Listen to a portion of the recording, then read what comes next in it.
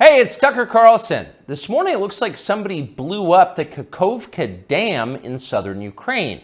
The rushing wall of water wiped out entire villages, destroyed a critical hydropower plant, and as of tonight puts the largest nuclear reactor in Europe in danger of melting down. So if this was intentional, it was not a military tactic, it was an act of terrorism. The question is, who did it? Well, let's see. The Kakhovka Dam was effectively Russian. It was built by the Russian government. It currently sits in Russian-controlled territory. The dam's reservoir supplies water to Crimea, which has been, for the last 240 years, home of the Russian Black Sea Fleet. Blowing up the dam may be bad for Ukraine, but it hurts Russia more. And for precisely that reason, the Ukrainian government has considered destroying it. In December, the Washington Post quoted a Ukrainian general saying his men had fired American-made rockets at the dam's floodgate as a test strike. So really, once the facts start coming in, it becomes much less of a mystery what might have happened to the dam. Any fair person would conclude that the Ukrainians probably blew it up, just as you would assume they blew up Nord Stream, the Russian natural gas pipeline, last fall. And in fact, the Ukrainians did do that, as we now know. It's not like Vladimir Putin is anxious to wage war on himself. Oh, but that's where you're wrong, Mr. and Mrs. Cable News consumer. Vladimir Putin is exactly that sort of man, the sort of man who'd shoot himself to death in order to annoy you. We know this from the American media, which wasted no time this morning in accusing the Russians of sabotaging their own infrastructure. Bill Kristol, the man who once told us that Saddam Hussein was responsible for 9/11, immediately denounced Putin as a war criminal and even more savagely compared him to Donald Trump. The rest of the pundit class made similar, clearly coordinated noises. Putin did it! Putin did it! And their reasoning was simple. Putin is evil, and evil people do evil things purely for the dark joy of being evil. In this specific case, Putin attacked himself, which is the most evil thing you can do, and therefore perfectly in character for a man that evil. That was their explanation. No one who's paid to cover these things seemed to entertain even the possibility it could have been the Ukrainians who did it. No chance of that. Ukraine, as you may have heard, is led by a man called Zelensky. And we can say for a dead certain fact that he was not involved. He couldn't have been. Zelensky is too decent for terrorism. Now, you see him on television, and it's true you might form a different impression. Sweaty and rat-like, a comedian turned oligarch, a persecutor of Christians, a friend of BlackRock. But don't believe your own eyes. Actually, Mr. Zelensky is a very good man. The best, really. As George W. Bush once noted, he is our generation's Winston Churchill. Of all the people in the world, our shifty, dead-eyed Ukrainian friend in the tracksuit is uniquely incapable of blowing up a dam.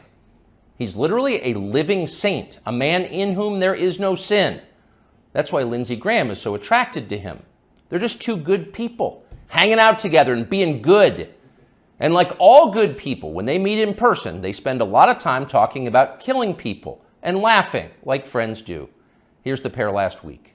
Free or die. Free or die. Now you are free. Yes. And we will be. And the Russians are dying. It's the best money we've ever spent. Thank you so much. No, it's... The Russians are dying. It's the best money we've ever spent, Graham says. A smile spreads across his thin, quivering lips as he forms the words. He looks like a starving man contemplating a breakfast buffet. The aroma of death has aroused Lindsey Graham. Thanks so much, replies Zelensky. He feels the same way. See, there's nothing dark here. Just two middle-aged guys celebrating the killing of a population. They don't seem like the kind of people who'd enjoy flooding villages or starting a famine. And in any case, who cares if they are? It's really not your business. Your job is to support Ukraine. Watch Nikki Haley, a Republican candidate for president, explain this principle on CNN. A win for Ukraine is a win for all of us. And for them to sit there and say that this is a territorial dispute, that's just not the case. To say that we should stay neutral, it is in the best interest of America. It's in the best interest of our national security for Ukraine to win. We have to see this through. We have to finish it. See? It's very easy to understand. It is vitally important for you to support Ukraine because it's necessary for Ukraine to be supported by you. Your support is mandatory until it's finished, whatever it is, and whatever that means. So shut up and support Ukraine, or else you're in trouble. Back when they still taught logic, statements like this were known as tautologies. Something is true because it is. The more you repeat it, the truer it becomes. It's a self-reinforcing reality. There was a time when tautologies were considered illegitimate arguments, not to mention hilariously stupid. Only dumb people talk like that. Now everybody in power talks like that. Diversity is our strength. Trans women are women. Zelensky is Churchill. It's all self-evidently true. Doesn't need an explanation, and don't ask questions. Sound familiar? Of course it does. That's the pap they're serving us day after day in steaming, lumpy portions. By this point, it's possible that American citizens are the least informed people in the world. Your average yak herder in Tajikistan knows who blew up the Nord Stream pipeline. It's obvious. Does he think some skinny dude in a dress is actually a girl? Come on. That idea would never occur to him. You've got to be lied to at full volume over a period of years in order to reach conclusions like that. And of course, we have been. The media lie. They do. But mostly they just ignore the stories that matter. What's happened to the hundreds of billions of US dollars we've sent to Ukraine? No clue. Who organized those BLM riots 3 years ago? No one's gotten to the bottom of that. What exactly happened on 9/11? Well, it's still classified. How did Jeffrey Epstein make all that money? How did he die? How about JFK? And so endlessly on. Not only are the media not interested in any of this, they are actively hostile to anybody who is. In journalism, curiosity is the gravest crime. Yesterday, for example, a former Air Force officer who worked for years in military intelligence came forward as a whistleblower to reveal that the U.S. government has physical evidence of crashed non-human-made aircraft, as well as the bodies of the pilots who flew those aircraft. The Pentagon has spent decades studying these otherworldly remains in order to build more technologically advanced weapons systems. Okay, that's what the former intel officer revealed, and it was clear he was telling the truth. In other words, UFOs are actually real, and apparently so is extraterrestrial life. Now we know. In a normal country, this news would qualify as a bombshell, the story of the millennium.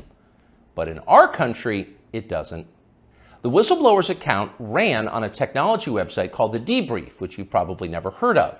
The Washington Post had that story, but decided not to run it. The New York Times, meanwhile, just pretended it never happened. On the front page of the New York Times website this morning, there were 5 stories about Ukraine, as well as 4 stories apiece about Donald Trump, trans people, and climate change, the usual lineup. There was nothing at all about how an alien species is flying hypersonic aircraft over our cities. Not one word. So if you're wondering why our country seems so dysfunctional, this is a big part of the reason. Nobody knows what's happening. A small group of people control access to all relevant information, and the rest of us don't know. We're allowed to yap all we want about racism, but go ahead and talk about something that really matters and see what happens. If you keep it up, they'll make you be quiet. Trust us. That's how they maintain control.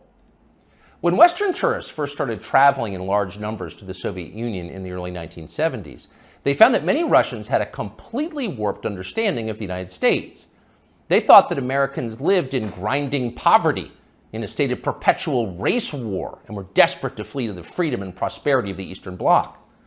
They thought this because that's what they had been told. They had no way to know otherwise.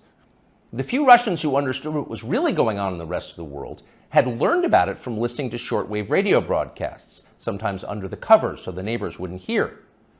50 years later, it is bewildering to consider the ironies here. We're the ones who live in ignorance now. The US government has managed to classify more than 1 billion so-called public documents.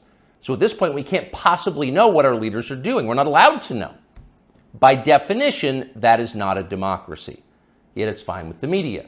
Secrecy is a powerful tool of control. Stop asking how we got so rich. Here's another story about racism. Go eat each other. That's the program. That's how most of us now live here in the United States. Manipulated by lies, silenced by taboos. It is unhealthy and it's dehumanizing, and we're tired of it. As of today, we've come to Twitter, which we hope will be the shortwave radio under the blankets. We're told there are no gatekeepers here. If that turns out to be false, we'll leave.